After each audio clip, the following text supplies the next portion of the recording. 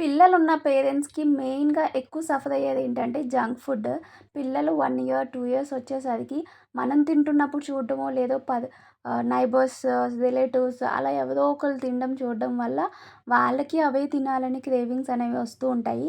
So, అలాంటప్పుడు మనం హెల్తీగానే ఇంట్లోనే ప్రిపేర్ చేసుకొని పెడితే చాలా హెల్తీగా అలాగే వాళ్ళ క్రేవింగ్స్ కూడా క్లియర్ అవుతాయి కదా!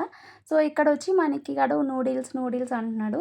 సో, అందుకే మైదాతో చేసినవి కాకుండా వీటితో చేసినవి తీసుకొని అండ్ తక్కువ నూడిల్స్ వేసుకొని ఎక్కువ వెజిటబుల్స్ అనేవి వేసుకున్నాను. ఇట్లాగా పన్నీర్, మష్రూమ్, క్యాప్సికమ్ ఇట్లా ఎక్కువ.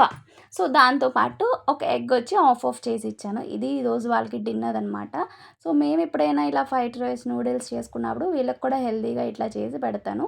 సో, ఈరోజు మా డిన్నర్ వచ్చి ఇట్లా కంప్లీట్ అవుతుంది మా పిల్లలకి. సో, ఎప్పుడు హెల్తీయా అంటే ఇలాంటివి పెట్టదా అని అనుకుంటారు కదా!